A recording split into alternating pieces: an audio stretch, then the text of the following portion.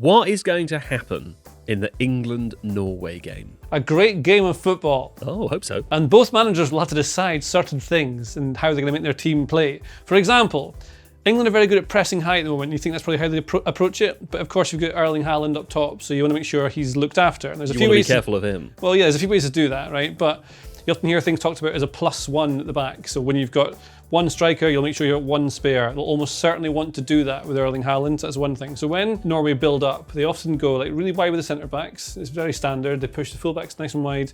Then you tend to get two midfielders will drop in. So there's quite a lot of players there. So if you go man to man with them, one player's gonna try and lock off one side of it. It's going to make things a little bit more tricky because there's so many of them there. And eventually what's going to happen is that you end up leaving, well, if you want to go full man to man, then obviously what happens if you do that is you've got just one player spare because Haaland's got two on him. So there's going to be one player always free on both sides, which is not what you want. You want to have only one, so you can lock off one side.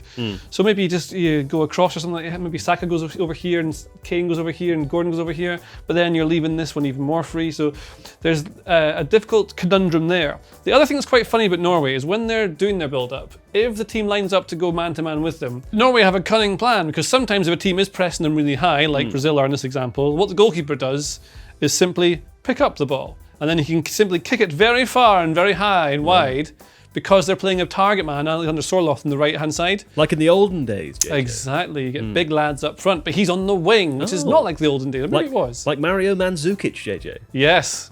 Maybe that's him in disguise. He's come back to remind us of all his greatness. But here, it means Nico O'Reilly's got to deal with that there. Of course, then that might create a gap with other centre-backs. You see that Brazil have a lot of trouble dealing with them.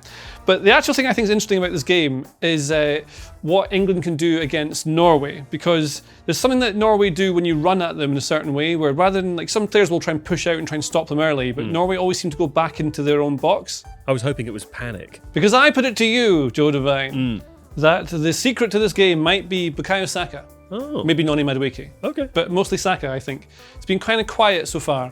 But what I've seen in a few examples is when a player runs with the ball, I can't do the ball and the player at the same time. So let's pretend he has the ball. When you run towards them, no one really goes to them. They kind of stand off a little bit and they try and protect the goal first. This is what Norway seem to do from a few examples that I've seen. And so when they do that, it gives you a little bit of space in the edge of the box, so they don't really go and try and stop them. So they get a few examples where you can run across, and probably the best way of scoring is taking shots from about 25, 30 yards from there. I don't know if it's the same on the left side, but it's mostly the right that I've noticed that they can do that. And Saka or Madueke, if they're able to do that, very, very dangerous. And that's the thing to be looking for. I got one example actually. Because do you remember Amad Diallo for the Ivory Coast? Yes. Well, he scored against Norway. So he did. That was a nice goal. It was, and look where he starts off, on the right wing. Yeah. And he approaches the box. Now, this example is slightly against what I've said, because they do go out this time. Oh, that's handy. But it's not very well done. So there's more like it's causing distraction. It's maybe something they've picked up from previous games, because in the previous games this was happening, but now maybe they're reacting to it, going to him. Easy 1-2 they can get through. Again, I think Madueke, Saka, this is going to be the access to get into the box, because Norway defend really well, they can go and press really well, they've got Odegaard and Haaland, they can both do it, but like they are decent in all different phases. This is maybe the one little trick that I found. Conversely, when they're defending, England have right back issues, as everyone knows, because they didn't take any. It could be that Nusa, who was the left winger for Norway, has a bit of fun against probably Konsa playing on the right side. I guess maybe Konsa, yeah. Maybe Konsa. So that's maybe one weakness. I think that should be fine. The bigger actual one thing I can think of from this game to look out for is Saka versus the left back and the left mid. Okay. And maybe other people in this little bit of the pitch. That could be the secret. This is the danger area. This is how you break down the fjords of Norway. Yes. Or you just shoot from 30 yards. Yeah.